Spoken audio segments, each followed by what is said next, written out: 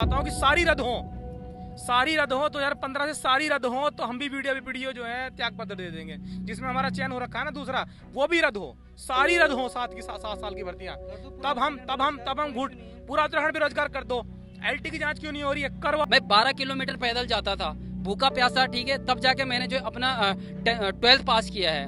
मैं रात को जो है अपने दोस्त के पास जाता था ट्यूशन, क्योंकि मेरे पास पैसा नहीं था, तब जाके मैंने अपना 12th पास किया है। आज मेरी जर्नी पे वो प्रश्न चिन्ह लगाते हैं। मैंने 15 लाख रुपए दिए हैं, है ना। मेरी मम्मी हैंडीकैप है, मेरा बड़ा भाई हैंडीकैप है, मेरे पिताजी को जो है वृद्धावस्था पेंशन मिलती वो भी 1200 रुपए है। हम 6 भाई बहन हैं, कैसे चलेगा हमारा परिवार? जो बंदा मेरे पे एलिगेशन लगा रहा है मैंने 15 लाख रुपए दिए हैं, मैं उसको बोलता हूँ मेरे साथ चलिए जरा, मैंने 15 लाख रुपए दिए हैं, आप मेरे से 15 रुपए तो निकाल करके दिखाइए जरा। दूसरी बात, फिर मैंने अपना स्नातक किया है, स्नातक मैंने एजुकेशन लोन के साथ किया है। नमस्कार, आप देख रहे हैं उत्तराखंड तक। मैं आपके साथ सरिता तिवारी और इस वक्त हम देहरादून में मौजूद हैं। और इस वक्त आप देख रहे हैं सभी जो यहाँ पर अभ्यर्थी हैं, ये वो अभ्यर्थी हैं जो कि चयनित हो चुके हैं वीडियो परीक्षा में। अब यहाँ पर जिस तरह के फैसले सरकार के लगातार आ रहे हैं कि पहले आया था कि परीक्षा को रद्द कर दिया जाएगा, अब यहाँ पर आया है कि रद्द नहीं किया जाएगा। ऐसे में कहीं ना कहीं जो कंफ्यूजन है बच्चों के माइंड में यहाँ पर बनी हुई है और पढ़ाई में इनका मन नहीं लग पा रहा है, काफी टेंशन में इस वक्त है कि अब क्या होगा क्या नहीं होगा। तो ये जो कंफ्यूजन की स्थिति है, इसको लेकर काफी इनको दिक्कत अभी हो रही है। तो इनसे हम जानेंगे कि क्या कुछ इनका कहना है इसको लेकर, और क्या ये संदेश या कोई मैसेज मतलब सरकार से इनकी क्या कुछ मांगे, क्या कहना चाहेंगे सरकार से, वो भी हम जानेंगे। तो सबसे पहले यहाँ पर आपसे शुरू करते हैं। क्या नाम है आपका? मेरा नाम अर्चना है। अर्चना, आपने एग्जाम क्लियर किया वीडियो का, राइट? Yes ma'am. तो आपका क्या कहना है, जैसे कि बार बार फैसले भी बदले जा रहे थे, लेकिन फाइनली अभी मतलब कोई फाइनल अभी नहीं है कि मतलब कुछ भी हो सकता है, दोबारा से हो सकता है कोई और फैसला आ जाए। तो ये जो फ्लक्चुएशन यहाँ पर हो रहा है डिसीजन का सरकार को लेके, एग्जाम को लेके, तो इस पर आपका क्या रिएक्शन है? मैम मतलब जब से सीएम सर का हमें आश्वासन मिला है तो उससे हमारा मनोबल काफ़ी हद तक बढ़ा है मैम, लेकिन अभी तक कोई लिखित आश्वासन हमें नहीं मिला है। तो मैं चाहती हूँ कि सर इसमें हमें एक लिखित आश्वासन दें, तो हम वेट करने के लिए भी तैयार हैं मैम। ठीक है, वेट करने के लिए तैयार, लिखित में आश्वासन चाहिए। ठीक है, आपका क्या कहना है? मैम मेरा ये कहना, अभी तक तो सीएम सर ने हमें आश्वासन दिया है और हम उस आश्वासन पे ही हम लोग मतलब उम्मीद लगाए बैठे हैं कि हाँ आगे भी ऐसे ही रहेगा। लेकिन उनको एक बार लिखित में भी देना चाहिए ताकि हम लोगों का मनोबल ना टूटे, मनोबल बढ़ा रहे। क्योंकि मैम एक्चुअली ऐसा होता है ना कि एक बार परीक्षा दे दी है, पास कर दी है, बोलने को तो लोग कहते हैं कि रद्द करो, री एग्ज़ाम करो, लेकिन आपको पता ही है कि एक बार अगर पेपर निकल गया तो बार बार नहीं निकल सकता है। हर किसी की परिस्थितियाँ सेम नहीं होती हैं, क्या पता हो सकता है हम दोबारा ना दे पाएँ, हमारी घर की स्थितियाँ ऐसी ना हो कि हमें पेपर दोबारा से हम उसी स्थिति में बैठे वहाँ पे। तो पेपर जिन लोगों को, ये तो बोलने की बात है कि भाई रद्द करो, ये करो, वो बस बोलने के लिए शब्द होता है, बट कथनी और करनी में जो होता है वो बहुत बड़ा अंतर होता है। बोलने के लिए बोल लेते हैं लोग, लेकिन जब अगर वही लोग बैठेंगे, कभी खुदा ना खास्ता कभी उनके साथ ऐसा हो कि उनका कहीं सिलेक्शन हो जाए, उसके बाद कोई आके बोले कि री एग्ज़ाम, तब उनको मैं एक मैसेज देना चाहूँगी, तब बैठना तुम री एग्ज़ाम में, तब देना बस।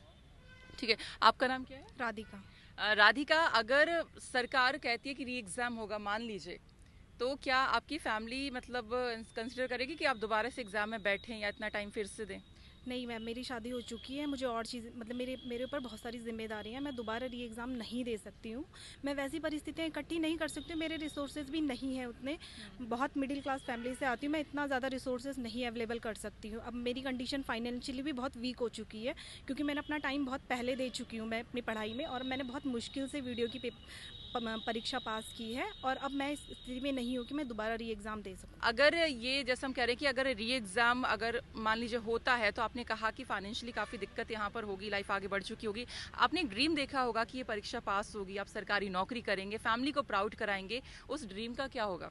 वो तो ड्रीम टूट जाएगा ना मैम, क्योंकि मैं ये नहीं बोल सकती कि मेरी परिस्थिति उस समय क्या होगी, मैं दे भी पाऊंगी री एग्ज़ाम की नहीं दे पाऊंगी। मेरे साथ बहुत सारी जिम्मेदारियां जुड़ जाएंगी, मुझे अपने परिवार भी आगे देखना है कि मुझे क्या करना है। मतलब मैं री एग्ज़ाम देने के उसमें नहीं हूँ, पक्ष में नहीं हूँ, मुझसे नहीं दिया जाएगा, मेरी परिस्थिति ऐसी नहीं है। आपका क्या कहना है? आप मतलब सरकार के जो फैसले फ्लक्चुएट यहाँ पर हो रहे हैं, क्या आपकी फैमिली भी मतलब किस तरह का माहौल है आपका? क्या आपको इतना अलाउ करेंगे कि आप इतना फिर से टाइम दें, फिर से एग्ज़ाम दें? नो मैम, नवंबर 2020 में जब वैकेंसी आई थी वीडियो की, उसके बाद हमने कोरोना को फेस किया है। बहुत चीज़ें आई थी मैम, ऐसा नहीं है कि सिर्फ पेपर में पढ़ना ही होता है, घर में बहुत सारी परिस्थितियाँ होती हैं, कभी कुछ होता है कभी कुछ होता है। मैं होम ट्यूशन पढ़ाती हूँ, उसके बाद मैं अपने फॉर्म की फ़ीस भरती हूँ, तो ज़रूरी नहीं है मैं हर बार फीस के लिए मेरे पैसे हों। मेरे पापा रिटायर हो चुके हैं, ज़रूरी नहीं है कि हर बार मुझे देंगे, मेरे भाई बहन भी हैं, अपना खर्चा आप खुद ही उठाते हैं? हाँ जी मैम। तो मैं ये कहना चाहती हूँ कि कैसे 2020 में फॉर्म आया, उसका 21 में पेपर हुआ, पूरा एक साल हर किसी बच्चों ने, हम सब ने एक साल पूरा मेहनत किया होगा। इस बीच कोरोना में किसी के फादर भी गुजरे हैं, किसी के पेरेंट्स में कुछ बहुत बुरी स्थिति रही है एक साल बाद। फिर 2021 में हमने पेपर दिया, उसके बाद अप्रैल में हमारा रिजल्ट आया है, उसके बाद फिर 2 साल होने वाले हैं, दिसंबर फिर आ जाएगा। और कब तक मैम, कब तक हम ऐसे लगे रहेंगे कि आज यहाँ जाओ आज वहाँ जाओ? सरकार को हमें आश्वासन देना ही चाहिए कि 2020 से आते आते 21 चले गया है, 22 जाने को तैयार है, कब तक आगे? और इस पेपर में 2 साल लगा दिए, आने वाले री एग्ज़ाम में कितने साल लगाएगी सरकार? ऐसा तो नहीं है कि आज ही री एग्ज़ाम हो जाएगा और हम फिर पढ़ने बैठ जाएं। कब तक मैम? 20 से 21, 21 से 22, 22 से क्या 24 तक हम वेट करेंगे? 24 तक हमें शादी वादी नहीं करनी है कि हम ऐसे बैठे रहेंगे? मैम उम्र भी एक निकल जाती है। उम्र भी निकल जाती है, पटवारी की एज में बहुत से बच्चों की एज निकल गई है। अभी मैडम ने कहा कि उम्र निकल जाएगी, मतलब फैमिली भी बनानी होती है, आगे बढ़ना होता है लाइफ में, इसको लेके आपका क्या कहना है? री एग्जाम होगा तो फिर यही सारी दिक्कतें आप लोग भी फेस करेंगे। मैम देखिए, इस एग्ज़ाम के पीछे बहुत सारी चीज़ें हैं, क्रोनोलॉजी समझनी पड़ेगी उत्तराखंड के हर एक व्यक्ति को, बेरोजगार को, सरकार को, कि बेसिकली है क्या। बेसिकली ये है कि वीडियो वीपीडीओ से लेकर ही मामला शुरू हुआ था, लेकिन अभी परतें जैसे खुल रही हैं तो ये पूरा एक बरगद का पेड़ है जिसके नीचे हर एक आदमी करप्ट है। 2015 से दरोगा भर्ती खुली है, वहाँ पकड़े गए हैं। 2016 की वीडियो एग्ज़ाम हुआ था, वो रद्द हुआ था। 18 में एग्ज़ाम हुआ, जो एक अभी माफिया मन्नाल पकड़ा गया है, उन्हीं की लड़की चयनित है री एग्ज़ाम में। 2018 में एग्जाम में भी चयनित, बिल्कुल उन्हीं की लड़की अल्मोड़ा से चयनित है जो माफिया पकड़ा गया है। 18 गया, 19 में जेई पिटकुल हुआ, भयंकर, उसमें धांधली। 2019 में न्यायिक क्लर्क हुआ था, उसमें धांधली, क्योंकि उसमें 2 माफिया खुद ही पकड़े गए हैं, न्यायिक वाले, जुडिशियल वाला जो क्लर्क हुआ था। 2020 में फॉरेस्ट गार्ड हुआ था, उसमें धांधली। 2021 में वीडियो हुआ, उसमें धांधली। तो ये तो मैं आपको 7 साल का प्रकरण बता रहा हूँ। आखिर अगर इस तरह से लोग, आप कहीं भी देख लीजिए, कोई रोष नहीं है लोगों में। सचिवालय सुरक्षा हुआ, हमें भूल के नाम लेना, सचिवालय सुरक्षा हुआ, वो पेन ड्राइव में निकाल लिया आयोग से। जिस दिन सरकार का ये फैसला आया था कि हम निरस्त करेंगे, कुछ लोग इतने खुश हो गए थे, फेसबुक पर डाल दिया कि माननीय यशस्वी मुख्यमंत्री का बहुत बहुत धन्यवाद। ठीक है, उनके लिए निरस्त कराना ही सॉल्यूशन है। 4 भर्तियाँ रद्द हो गई, क्या स्टेटमेंट आता है उनका? 770 परिवार बिखर गए, कोई मतलब नहीं है। क्या स्टेटमेंट आता है? जी इनकी एज बढ़ा दो, ये स्टेटमेंट था उनका। उन्होंने एक बार नहीं बोला क्या निरस्त कराने के लिए ही कसम खाई है क्या खाली, और एक भर्ती को निरस्त कराकर काम चल जाएगा? एक ही भर्ती के पीछे राजनीतिक और आर्थिक हित है क्या? सभी को पता है वो। क्यों नहीं आपने अभी तक विधानसभा घेराव किया? सबसे बड़ा घोटाला तो वहाँ है, लेवल 10 की नौकरियां बिकी हैं वहाँ, यहाँ तो लेवल 4 लेवल 6 की नौकरियां हैं। विधानसभा क्यों नहीं पहुंचे अभी तक आप? सचिवालय सुरक्षा पर आपका एक बयान क्यों नहीं आया है अभी तक? वन दरोगा में 40 लोग बता रहे हैं एक सेंटर पर, वहाँ की मुद्दा नहीं है, खाली वीडियो निरस्त कर दो। कहते हैं कि इसमें 300 लोग मेहनती हैं, जिस दिन रैली हुई थी 700 से प्लस तो लोग हम वहीं थे। आइए ना, आप देखिए, तो हम बुलाएंगे फिर इस बार, एक बार मौन प्रदर्शन हम करेंगे सरकार के, मतलब अपने आप को रिप्रेजेंट करने के लिए। ठीक है, सरकार को एक बार फिर से बताने के लिए कि सर आप, हम जो हैं सरकार के विरुद्ध नहीं है बिल्कुल ही मामला, क्योंकि माननीय मुख्यमंत्री जी ने हमें आश्वासन दिया है, 2 बार दिया है, 3 बार दिया है, अलग अलग मीडिया बाइट के माध्यम से दिया है, अखबार में फ्रंट पेज पर छपा है कि हाँ भाई मेहनतियों के साथ न्याय होगा। न्याय क्यों ना हो? कौन सी गलती कर रखी है हमने? देखिए अभी तो कुछ क्लियर नहीं है, हालांकि बस ये आश्वासन तो दिया है सीएम साहब ने कि न्याय होगा सभी के साथ, अन्याय किसी बच्चे के साथ नहीं होने देंगे। उससे कहीं ना कहीं एक संतुष्टि है कि चलिए सीएम है, कोई मतलब किसी के साथ गलत नहीं होने देंगे, इतना भरोसा हम लेकर चल रहे हैं। खैर, और जैसा आपने कहा कि यहाँ पर विधानसभा भर्ती भी चल रहा है और भी घोटाले, लेकिन उसकी आवाज़ नहीं उठाई जा रही है कुछ युवा, लेकिन सिर्फ इसी परीक्षा को रद्द करने की मांग कर रहे हैं। इसको लेकर आपका क्या कहना है कि मतलब ये सही कह रहे हैं? मैम इन्होंने जो वीडियो, जितने भी कोई एग्जाम हुए ना, बोलते हैं कि बलि का बकरा बनाना, मतलब वीडियो और बीपीडीओ जो एग्जाम है इसको बलि का बकरा बना दिया है। सभी लोगों के जो है इसी पे कमिटमेंट है, और जो हुआ मुझे औरों से कोई लेन देन नहीं, लेकिन इसमें जो हुआ बहुत जैसा औरों में हुआ वैसे ही इसमें भी हुआ। लेकिन बलि का बकरा सिर्फ इस एग्जाम को बनाया जा रहा है, और बलि का बकरा सिर्फ उनको बनाया जा रहा है जो इसमें चयनित जो है अपनी मेहनत से, उनके 700 परिवार है इंक्लूडेड, जिनमें मैं भी हूँ, और अपने जो है जो ये हमारी एज होती है एग्जाम की एज, मैं अपने लास्ट स्टेज में हूँ। इसके बाद शायद ही मेरे को एग्जाम के में बैठने का दोबारा मौका मिलेगा, नहीं मिलेगा। आपकी एज क्या है अभी? मैंने 40 क्रॉस कर चुका हूँ। 40 क्रॉस? हाँ, और लास्ट मैं 2004 से पहली बार एग्जाम देने के लिए 2004 में बैठा था, जब देहरादून आया था तब से तैयारी करता, अब जाके मेरा एग्जाम। आपके मन में क्या आया, मतलब ये परीक्षा क्यों दी आपने, क्या ड्रीम लेके मतलब आए? बस मेहनत, पढ़ाया जा रहा था, बच्चों को पढ़ाया जा रहा था, खुद भी निकल के पढ़ाते टीचर भी आप? टीचिंग भी कर रहा था, निकल गया खुद भी। अब जाके निकला तो मैंने घर वालों को बोला भाई मैं गवर्नमेंट नौकरी निकल गया, अब मैं गवर्नमेंट नौकरी, तो लगा लो कि इस परिवार से भी एक बंदा गवर्नमेंट नौकरी है। अब जैसे ही गवर्नमेंट लगे लास्ट स्टेज में पहुंचा तो तब तक इन्होंने एग्जाम फिर जो है ये प्रॉब्लम क्रिएट कर दी। मैं 2015 से तैयारी कर रहा हूँ मैम।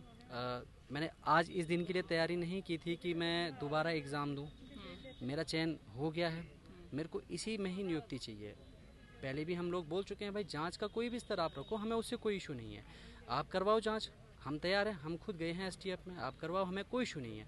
लेकिन बार बार अगर अपने राजनीतिक जो महत्वाकांक्षा है उसको साधने के लिए अगर आप ये बात करोगे कि बीडीओ बीपीडीओ भर्ती रद्द हो, उसको आप थोड़ा, जब आप उनसे भी कभी बाइट लेती हैं जो इस तरीके की अलग अलग बातें करते हैं, तो आप उनसे एक बार पूछें कि आपको पता है कि इस भर्ती से जुड़े कितने लोग हैं। करीब करीब 2000 परिवार बर्बाद हो जाएंगे इस भर्ती के चक्कर में।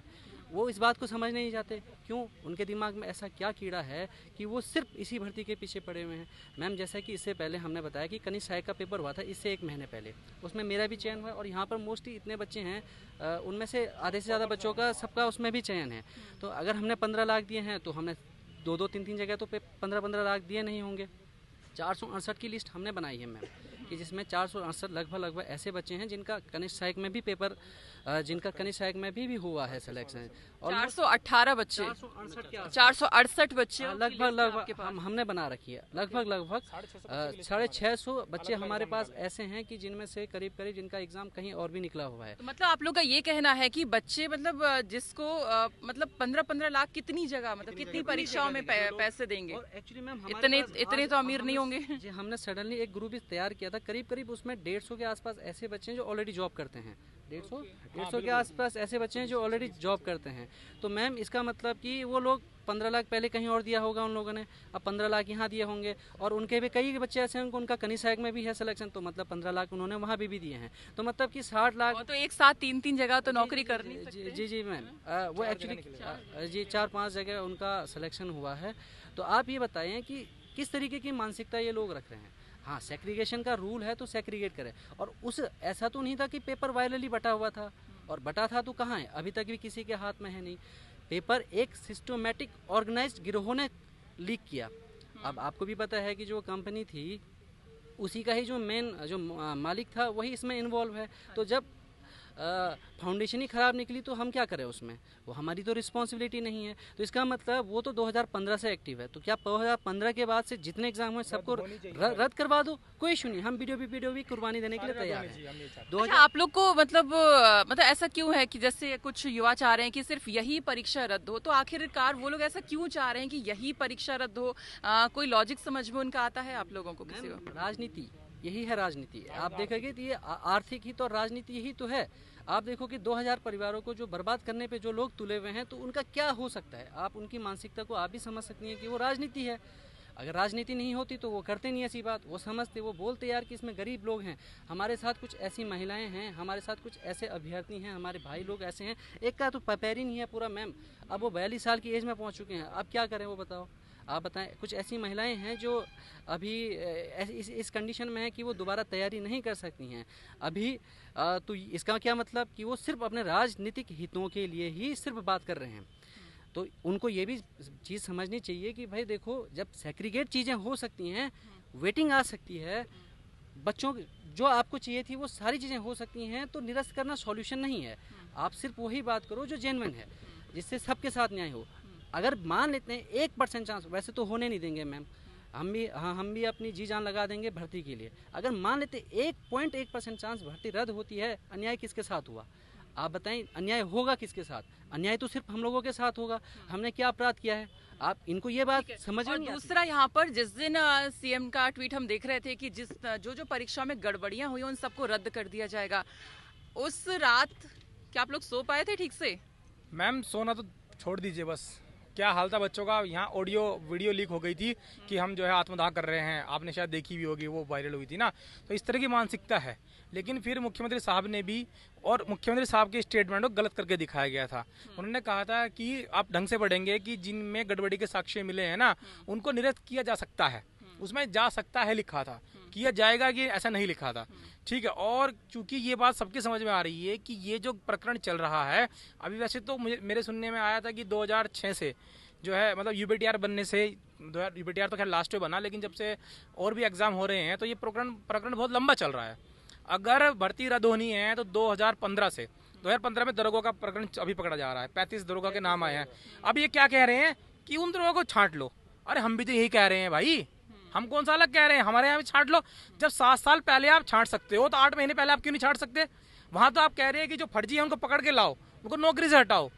अच्छा, और अभी 5 परीक्षाएं रद्द कर दी हैं, तो इसको लेके आप लोग का क्या कहना है? मतलब कि क्यों रद्द की है या किस बेसिस पे? मैम देखो, ये तो बुरा हुआ है। देखो एक्चुअली जो बच्चा मेहनत करता है और प्रतियोगी परीक्षा जब 1.5-2 लाख बच्चों में से आप 100 गिने चुने 100 सीटों में आप क्वालिफाई करते हो, तो मैम वो हम जानते हैं वो कितना कठिन समय हो सकता है किसी बच्चे के लिए। ये तो बुरा हुआ है। देखो एक्चुअली जो बच्चा मेहनत करता है और प्रतियोगी परीक्षा जब 1.5-2 लाख बच्चों में से आप 100 गिने चुने 100 सीटों में आप क्वालिफाई करते हो, तो मैम वो हम जानते हैं वो कितना कठिन समय हो सकता है किसी बच्चे के लिए कि जब उसकी जिस बच्चे को पूरी उम्मीद है कि मेरा सिलेक्शन हो जाएगा और पेपर रद्द हो जाए। तो मैम हम उसके साथ थे, हम अभी भी कह रहे हैं कि भाई देखो, पेपर रद्द कभी भी सॉल्यूशन नहीं होता है। सेग्रीगेट करें, जो दोषी हैं उसको बाहर करें। और जो कुछ युवा इसी देहरादून में कह रहे हैं कि जब भी ऐसे पेपर लीक होते हैं तो मतलब रद्द ही किया जाता है, तो उनको क्या जवाब देंगे आप लोग? ऐसा कहाँ लिखा हुआ है मैडम, दिखा दीजिए। सुप्रीम ट्विटर पे लिखा हुआ है सुप्रीम, मतलब उनका कहना है उनका मैडम, जिसको दूसरा कुछ नहीं है मैम, ना कोई किसी का कोई रीजन नहीं है, सिर्फ एक दूसरा मौका ही सबका स्वार्थ है। लोग भ्रष्टाचार का नाम ले ले, किसी का नाम ले लोग ना, जो युवा जुड़ा हुआ है राजनीति वालों के साथ, वो सिर्फ दूसरे मौके के लिए जुड़ा हुआ है और कोई किसी का रीजन नहीं है। आपने ये भी क्वेश्चन किया था, कल मैं आपका देख रहा था कि अगर आपके साथ होता तो तब क्या होता? तब तो रद्द नहीं होनी चाहिए थी, तब तो सीबीआई आके इसमें सेग्रीगेट करना चाहिए था। अभी हमारे साथ हो गया तो आप क्या रद्द होनी चाहिए? रद्द कैसे सोल्यूशन हो सकता है? 2015 से रद्द कीजिए। मैं आपके माध्यम से कहना चाहता हूँ कि सारी रद्द हो, 2015 से सारी रद्द हो, तो हम भी वीडियो जो है त्याग पत्र दे देंगे। जिसमें हमारा चयन हो रखा है ना दूसरा, वो भी रद्द हो, सारी रद्द हो, 7 साल की भर्तियां। तब हम घुट पूरा उत्तराखंड बेरोजगार कर दो। एलटी की जांच क्यों नहीं हो रही है? करवाओ। एलटी वाले बेचारे बैठे हैं, पेपर रद्द कर दिए, हम कभी रद्द के सोल्यूशन में नहीं है, क्योंकि वो लोग इस चीज को, जिनको राजनीति करनी है, वो कैसे समझेंगे? इनके खुद एग्जाम में 40 पॉइंट नहीं हुए, कैसे समझेंगे इस चीज को? वो मेहनत का दर्द वो समझ ही नहीं सकते कि एक जनरल वाले, मैं जनरल से हूँ, एक जनरल वाले के लिए धांधली होने के बाद भी 165 लड़के सेलेक्ट हुए हैं हमारे जनरल में। जोशी जी, मैं, जितने लड़के हमारे 4-5 ये खड़े हैं, अगर 200 लोग ही फर्जी हैं, उसके बाद भी हम जनरल में आ गए। कितनी मेहनत हमने की होगी ना, कितने सालों की मेहनत लगी होगी। इस चीज को कभी समझ ही नहीं सकते कि कितनी मेहनत है। और इस भर्ती में हमारे साथ अनाथ बच्चे हैं जिनकी माँ बाप नहीं है। अभी वो भी निकली है, आयोग ने लिस्ट निकाली है कि अनाथ है, अनाथों का आरक्षण हुआ 5% उत्तराखंड के अंदर। इसमें हमारे साथ दिव्यांग लोग हैं जिनके लिए ना दरोगा भर्ती है, ना पुलिस भर्ती है, ना फॉरेस्ट गार्ड भर्ती है, उनके लिए कोई भर्ती नहीं है। इसमें सेलेक्ट हुए हैं, उनकी नौकरी खाने के लिए तुले हुए हैं लोग। ऐसे ऐसे लड़कियां हैं जिनके माँ बाप ने बर्तन मांझ के उनको पढ़ाया है, उनके साथ अन्याय क्यों हो? और सही बात तो ये है मैडम कि आप एक सार्वभौमिकता को पूछ लीजिए, मतलब इस उत्तराखंड के बाहर एक किसी आदमी को पूछ लीजिए आप खड़ा करके कि न्याय क्या है। हर एक आदमी न्याय, हम सचिवालय में भी थे, निम्न स्तर का आदमी भी अगर हम पूछ रहे हैं ना, चौपट हम बैठे थे बाहर, मिलने गए थे किसी से, तो वो भी कह रहा है कि यार उसको कुछ नहीं पता है। हमने उसको बताया कि ऐसे हो रहा है कि यार सरकार को तो फिर जो खराब है, उनकी लैंग्वेज ऐसी रहती है ना, जो खराब है उनको पकड़ना चाहिए। मतलब चौथुर्थ श्रेणी का आदमी भी ये समझ रहा है कि भाई जो सही है उनके साथ गलत क्यों हो। हम भी तो ये समझाना चाह रहे हैं। और आज आप वीडियो रद्द कर दो, मैं तो कह रहा हूँ 0.1%। मैडम अगर ये सब चुपना हो गई ना, तो आप मुझे यहीं बुला लेना परेड ग्राउंड में। अगर सीबीआई की मांग, भ्रष्टाचार की मांग, हर एक आदमी अगर चुपना हो गया ना, तो आप मुझे कह देना। 2000 परिवार इसके जुड़े हुए हैं मैडम। माननीय मुख्यमंत्री हामी जी को भी संज्ञान लेना पड़ेगा कि अगर ये रद्द का प्रकरण शुरू हो गया ना, तो आने वाले टाइम पे ट्रेंड बन जाएगा ये, और ये सरदर्द बनेगा सरकार का। अच्छा, आगे परीक्षा मान लीजिए री एग्जाम होता है और मान लीजिए उसमें इसी तरह की गड़बड़ियां सामने आती हैं, तो फिर क्या होगा? मतलब आपको लगता है कि इसकी गारंटी कौन लेगा? मैम देखिए, मानना तो हमें बिल्कुल नहीं मानना चाहिए। अगर ऐसा होता है तो आप एक चीज़ सोचिए, मैं वो कैंडिडेट हूँ जिसने 2016 का एग्ज़ाम दिया था बीडीओ का, 90 नंबर आए थे मेरे, उसके बाद मैं बाहर हो गया था। वो इसी वजह से बाहर हुआ क्योंकि कैंसिल हो गया था। 2018 मैंने सीजीएल का दिया, फिर बाहर हो गए। देखिए उसी पक्ष ने जिसने ये कहा कि 2016 में भर्ती में धांधली हुई, कुछ टाइम पहले उन्हीं लोगों ने 2018 का जो एग्ज़ाम हुआ था उसी के साक्ष्य पेश किए कि इसमें भी धांधली हुई। तो अगर ये 2021 में जो एग्ज़ाम हुआ इसमें धांधली हुई और दोबारा एग्ज़ाम होता है, तो कोई इसकी गारंटी नहीं देता कि उसमें दोबारा धांधली नहीं होगी। दूसरी चीज़ मैं आपके चैनल के माध्यम से सभी को एक संदेश देना चाहूँगा कि सभी लोगों के माइंड में आज एक नरेशन चल रहा है कि कैसे पता चलेगा कि एग्ज़ाम में ये क्वेश्चंस किसको गए, किसके पास पेपर गया। तो ये आप लोग छोड़ दीजिए, क्योंकि ये एक नरेशन बनाया जा रहा है बस। जैसे कि एक आपके चैनल के माध्यम से कल मैं देख रहा था कि ये कह रहे थे कि किसी को 15 क्वेश्चन दिए, किसी को 20 क्वेश्चन दिए। अब मुझे ये बताइए ना कि 15 क्वेश्चन खरीदने वाला कौन बेवकूफ़ होगा? किसको ये पता है कि मेरे को 70 क्वेश्चन आते हैं और 15 क्वेश्चन लेके मैं पास हो जाऊंगा? या उसको ये पता रहता है कि जो ये 15 क्वेश्चन मुझे वही मिलेंगे जो मुझे नहीं आते? तो कुछ तथ्यों के ऊपर बात कीजिए ना। 15 क्वेश्चन 20 क्वेश्चन, 15 और 20 क्वेश्चन में किसका पेपर निकला आज तक? कौन इतना कॉन्फिडेंट है कि जो 15 क्वेश्चन और 20 क्वेश्चन में पेपर निकाल दे? तो लॉजिकली कोई बातें नहीं कर रहे हैं, बस कुछ ये देख रहे हैं कि हमारा हित कहाँ पे है और किस तरीके से हम एक भीड़ को अपने साथ ले सकते हैं। मैं अभी भी उनसे ये कहना चाहूँगा, न्याय तंत्र की बात कीजिए, भीड़ तंत्र पे मत जाइए। न्याय तंत्र की अगर राजनीति करोगे तो कहीं ना कहीं सफल हो जाओगे। भीड़ तंत्र एक दिन आपको ऐसा गिराएगी कि आप उठ नहीं पाओगे जिंदगी भर। ये कहना है कि सबने 15 लाख रुपए दिए हैं, तो उन 916 लोगों में मैं भी आता हूँ। इसका मतलब मैंने 15 लाख रुपए दिए हैं। तो मैं उन लोगों को एक संदेश कहना चाहता हूँ, क्योंकि मैं एक ऐसी पृष्ठभूमि से हूँ, मेरा बीपीएल परिवार है ना। इसमें मैं सबसे पहले मेरे परिवार में तो शिक्षा पाना बहुत बड़ा समस्या है, क्योंकि मेरे लिए एक प्रकाश की किरण थी नहीं, मेरे लिए सिर्फ अंधेरा था कि मैं कभी 10th पास कर पाऊंगा। पहली स्टडी मैंने वो अचीव करी। उसके बाद इस 10वीं पास करने तक के लिए मैंने खुद लेबर काम किया है, ठीक है, लोगों का हल लगाया है। इस बात का प्रमाण मेरे गांव वाले दे सकते हैं। आज भी मैं कैमरे के माध्यम से कह रहा हूँ, आप मेरे गांव चलिए और मैं कहना चाहता हूँ उन लोगों को, चलो जरा मेरे साथ। मैं 12 किलोमीटर पैदल जाता था, भूखा प्यासा, ठीक है, तब जाके मैंने जो अपना 12th पास किया है। मैं रात को जो है अपने दोस्त के पास जाता था ट्यूशन, क्योंकि मेरे पास पैसा नहीं था, तब जाके मैंने अपना 12th पास किया है। आज मेरी जर्नी पे वो प्रश्न चिन्ह लगाते हैं। मैंने 15 लाख रुपए दिए हैं, है ना। मेरी मम्मी हैंडीकैप है, मेरा बड़ा भाई हैंडीकैप है, मेरे पिताजी को जो है वृद्धावस्था पेंशन मिलती, वो भी 1200 रुपए है। हम 6 भाई बहन हैं, कैसे चलेगा हमारा परिवार? जो बंदा मेरे पे एलिगेशन लगा रहा है मैंने 15 लाख रुपए दिए हैं, मैं उसको बोलता हूँ मेरे साथ चलिए जरा, मैंने 15 लाख रुपए दिए हैं, आप मेरे से 15 रुपए तो निकाल करके दिखाइए जरा। दूसरी बात, फिर मैंने अपना स्नातक किया है। स्नातक मैंने एजुकेशन लोन के साथ किया है। कौन देगा इस चीज की गारंटी? कौन देगा? वो उसके लिए तो बिल्कुल कहना ये हो गया कि हम आपके साथ न्याय करेंगे। कैसे करेगा वो न्याय जिसको ये नहीं पता? और दूसरा, मान लीजिए ये इसमें धांधली हुई है, बहुत गिरफ्तारियां हुई है, इस वजह से अगर सरकार रद्द कर देती है, तो ऐसे में आप जो सभी लोग यहाँ पर सिलेक्टेड हुए, तो कहीं ना कहीं आपको नहीं लगता कि मतलब बाकी लोग आप लोग इस नज़र से देखेंगे कि ये कहीं ना कहीं वो 15 लाख वाले तो नहीं है, तो एक आपका नाम खराब या सम्मान पे भी बात आ सकती है? जी मैम, बिल्कुल। मैं आपके चैनल के माध्यम से उन लोगों को ये बताना चाहता हूँ कि जो उनका कहना है कि इसमें इतना बड़ा गिरोह पकड़ा जा रहा है, सरगना पकड़े जा रहे हैं, मैं उन लोगों को ये बताना चाहता हूँ कि जो ये सरगना है 2015 दरोगा भर्ती से सक्रिय हैं। चाहे आप दरोगा भर्ती चाहें, चाहे आप जुडिशरी कनिष्ठ सहायक की बात करें, चाहे आप फॉरेस्ट गार्ड की बात करें, चाहे आप सचिवालय की बात करें, सारे एग्जाम में इन सरगनों की जो संगठित गिरोह है इनकी संलिप्तता है। उन लोगों को मानसिकता से ये भ्रमित हटा देना चाहिए कि इस परीक्षा में इतना गिरोह जुड़ा हुआ है। मेरा आपके माध्यम से मैं ये कहना चाहूँगा, इस भर्ती परीक्षा में इतना बड़ा वर्ग अपनी मेहनत से चयन होकर आ रखा है।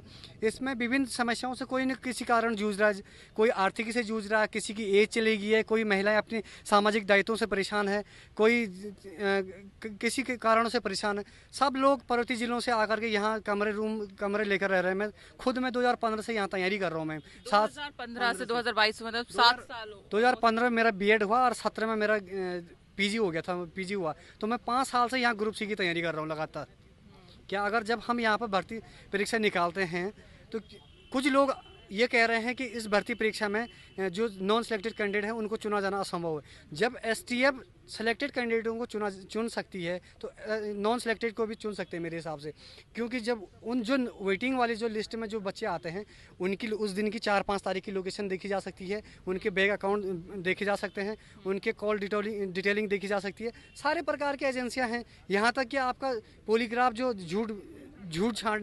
झूठ पकड़ने की वो है यंत्र है, उसको भी यूज़ कर सकते हैं। हम तो ये 2016 में से जो मेहनती छात्र हैं ये कहना चाहते हैं कि हमारा सरकार एसटीएफ के अलावा कोई भी जांच करवाती है, हम जांच करने को तैयार हैं, किंतु इस जांच के उपरांत हम जो मेहनती छात्र हैं हम दोबारा एग्ज़ाम देने में असमर्थ हैं। दिक्कत तो हमने, जैसे हम 2017 से तैयारी कर रहे हैं, दिक्कत ये कि जैसे कि कभी टाइम नहीं मिलता। हम अपने मतलब रात पढ़ रहे थे, दिन में हमने काम करते थे, रात 2-3 बजे तक पढ़ रहे थे। हम दिन में काम करते थे, रात को पढ़ते थे। हम 2-3 बजे तक पढ़ रहे थे। सोते कब थे आप लोग? सोते वाला ये सुबह के टाइम पे जैसे 2-3 घंटे सो गए। 2-3 घंटे सो हमने कई ऐसे रातें गुजारा कि 3-4 घंटे ही सोए हैं पहले से ही। और इतनी तैयारी करने के बाद हम जब पेपर निकला हमारा और उसके बाद ये प्रकरण आया, हम तो माननीय मुख्यमंत्री से कहना चाहेंगे, सभी लोग जितने हम चयनित हैं, कि जल्दी से जल्दी इस पर फैसला लें और हमको नियुक्ति दें। और इसमें ये भी है कि जो काफ़ी लोग जो कह रहे थे इसमें कि सेग्रीगेशन कैसा होगा, ये क्वेश्चन बटे हैं 10-10 12-12 क्वेश्चन बटे हैं इसमें, तो उनको हम ये कहना चाहेंगे कि जब कह रहे थे जो पकड़े जा रहे हैं वो कह रहे थे कि एक दिन पहले हमने इसको बच्चों को बुलाया, पेपर रटाया, फिर उनको अपने ही गाड़ी में बैठा के हमने पेपर सेंटर तक छोड़ा, ठीक है। तो कोई कैसे कह सकता कि क्वेश्चन बाहर बांटे गए हैं, तो ये भी कारण है ना। तो उनको हम कहना चाहेंगे कि अपने जो ये बेकार बातें हैं उनको छोड़ करके हमारा साथ दें, क्योंकि कभी ना कभी उनका भी टाइम आएगा, क्योंकि वो भी निकलेंगे, फिर इसी जगह खड़े रहेंगे और फिर यही स्थिति आएगी दोबारा। तो इसलिए जब हमारे साथ आइए और हमारा साथ दें, भविष्य हम उनके साथ जरूर खड़े रहेंगे इसी मुद्दे पर दोबारा। ठीक है। और दूसरा यहाँ पर इससे थोड़ा हटके हम बात करें, विधानसभा भर्ती घोटाला भी चल रहा है, एक तरफ आप देख ही रहे हैं, तो उसमें हम देख रहे हैं कि जो नेता मंत्री है इनके करीबी ही जो है यहाँ पर लगाए जा रहे हैं नौकरी पर। तो यहाँ पर कहते हैं कि जो भी बेरोजगार है एक पत्र लिखकर अगर कोई मंत्री के पास जाएगा तो उसको नौकरी मिल जाएगी, कुछ ऐसा माहौल चल रहा है। तो अगर कुछ नहीं हुआ तो आप लोग कुछ यहाँ के कैबिनेट मंत्री वहाँ पर एक पत्र लेकर जा सकते हैं कि हम तो शिक्षित बेरोजगार हैं, हमें नौकरी दीजिए। तो जो इस तरह का सिस्टम ये चल रहा है और वो बहुत ही इसको वैलिड कहते हैं कि हाँ मतलब वो तो जगह थी और मेरा बच्चा खाली बैठा था मैंने लगवा दिया, लेकिन ऐसे मंत्रियों के बयान सामने आ रहे हैं। तो ऐसे मंत्रियों के लिए आप कुछ कहना चाहेंगे आप लोग? नहीं सर, क्योंकि आप लोग एक तरफ मेहनत करते हैं, एग्जाम क्लियर करते हैं और उनके करीबी बिना एग्जाम दिए बिना कुछ मेहनत किए सीधा उस जगह पर बैठ जाते हैं। मैम वो लोग ऐसे हैं क्योंकि उनके पास रिसोर्सेज बहुत हैं, चाहे वो रिसोर्सेज मनी भी हो सकता है, पॉलिटिकल जान पहचान भी हो सकती है, वो उसी जान पहचान का प्रयोग करके आ रहे हैं। तो उससे क्या होता है कि उससे अब वो लाभान्वित तो हैं ही।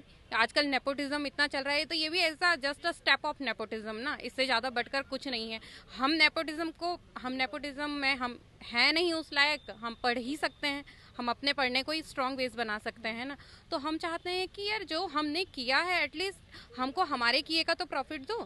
आप कितने साल से तैयारी कर रहे हैं? मैम मैं अप्रॉक्स 2013 से नॉट मतलब कंटिन्यूस नहीं, 2013 से कंटिन्यूस नहीं, लेकिन 2014 से मैं लगभग तैयारी में हूँ। लेकिन मेरी तैयारी में काफ़ी ज़्यादा पीक्स एंड डाउन्स हैं, ठीक है, क्रस्ट एंड पीक्स चलते रहते हैं। लेकिन जो क्योंकि शादी हो गई, परिवार की जिम्मेदारियां हैं, बच्चा हो गया, बच्चे की जिम्मेदारियां हैं, आज 2 साल की मेरी बेटी है, तो अब जा कर के मैं 2 साल की बेटी को मैं रहती हूँ गैंगटोक में रहती हूँ, तो मैं 2 साल की बेटी को अपनी वहाँ पे छोड़ के आई हूँ और मैं यहाँ पे रह रही हूँ।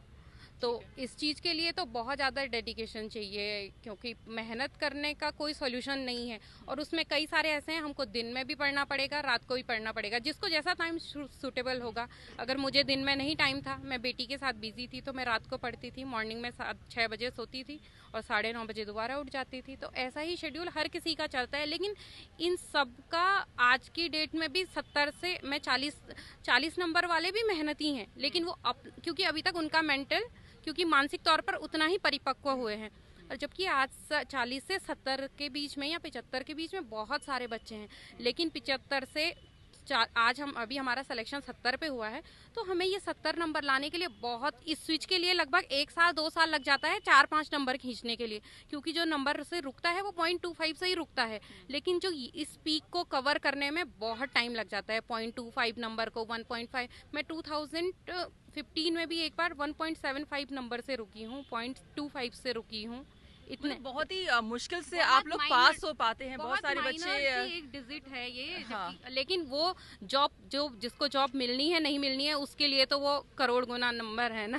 0.25 नॉट अ बिग डील ना। बिल्कुल, मैं समझ रही हूँ कि कितनी मतलब मुश्किल होती है यहाँ तक पहुँचने में। बात ऐसा नहीं है कि 70 नंबर वाला मेहनती नहीं है, सारे के सारे मेहनती हैं, हम भी मेहनती हैं, वो भी मेहनती हैं। लेकिन उस दिन सबके दिन की बात है, उस दिन हमारा दिन अच्छा निकल लिया, उनका दिन अच्छा नहीं निकला। लेकिन आज बार बार ऐसे दिन नहीं आते हैं। हाँ। ये एक चिंता सताए जा रही है आप सभी को। बारिश भी आने वाली है, तो बातचीत हाँ। आपसे दोबारा करेंगे आप सभी से। और आप लोगों का बहुत बहुत शुक्रिया यहाँ पर बातचीत करने के लिए उत्तराखंड तक से। हाँ, जल्दी से। आपने एक विधानसभा की बात कही। हाँ। मैम आपने कहा पत्र लिख के बच्चे पेपर भेज देते हैं, मतलब उनको जॉब मिल जाती है। मैम हमारे से पूछिए इन सबसे कि पत्रकारिता हमारा एक टॉपिक है और हमसे उससे कैसे क्वेश्चन पूछे जाते हैं ना, सरकार ही जानती है। जो आयोग पेपर आता है ना कि टिप्पणी कितने प्रकार की होती है, ये कि उन्होंने पत्र लिख दिया, उनको नौकरी मिल गई। और हम पत्रकारिता पढ़ रहे हैं मैम दिन रात कि इस टॉपिक से क्वेश्चन आएगा तो हम कैसे सॉल्व करेंगे, कैसे आएगा आंसर, कैसे पत्रकारिता क्वेश्चन पूछ देंगे। तो हमें पता है कि हमने कितनी मेहनत से पढ़ा है। और मैम अगर ये कहते हैं कि रद्द ही होना सोल्यूशन है, तो मैम हम तो बोलेंगे हम ही सुसाइड कर लेते हैं, हम ही मर जाते हैं। और बॉबी बनवाल भैया, जो भी भैया हैं जो चाहते हैं कि भर्ती रद्द हो, उनसे बोलो आप खुशी से रद्द की मिठाई बांटो और हम ही मर जाते हैं। सॉल्यूशन यही है ना उनके पास, वो यही चाहते हैं कि हम ही मर जाएं। अगर रद्द हो गया तो आप लोग क्या करेंगे, क्या ऑप्शन है? ऑप्शन क्या है मैम, एज निकल गई है, सब कुछ निकल गया, क्या बचा है? मेरे हस्बैंड कहते हैं कि जिस दिन तुम कहोगी कि अब मैं पढ़ नहीं सकती हूँ तो बिजनेस खोल के दे दूंगा या जो भी एक दुकान खोल के दे दूंगा। मैं दुकान खोलने के लिए तैयार हूँ, लेकिन अब पढ़ने के लिए तैयार नहीं हूँ मैं। मतलब मेंटल हिम्मत नहीं है मैम, हिम्मत नहीं है। अब अपनी फैमिली को भी देखना है, बच्चों को भी देखना है, एक बेटी है मेरी मैम, अपने घर वालों को भी देखना है। हमारा जो पहाड़ी जो हमारा राज्य है और हमारे घरों में आप जैसे जानती ही होंगी कि अपने परिवार को बहुत महत्व दिया जाता है। तो यहाँ पर तमाम आज हमने युवाओं से यहाँ पर बातचीत की, अलग अलग सबका मत है और कहीं ना कहीं मतलब अगर कट टू कट बात करें तो सबका यही कहना है कि परीक्षा को रद्द नहीं किया जाना चाहिए, क्योंकि बहुत ही मुश्किल से इन लोगों ने ये पेपर यहाँ पर पास किया है। अब दोबारा से उनके पास हिम्मत नहीं बची है कि फिर से उतना पढ़ाई कर पाएं और बहुत ही दिक्कतों को फेस करने के बाद ये लोग यहाँ तक पहुँचे हैं परीक्षा पास की।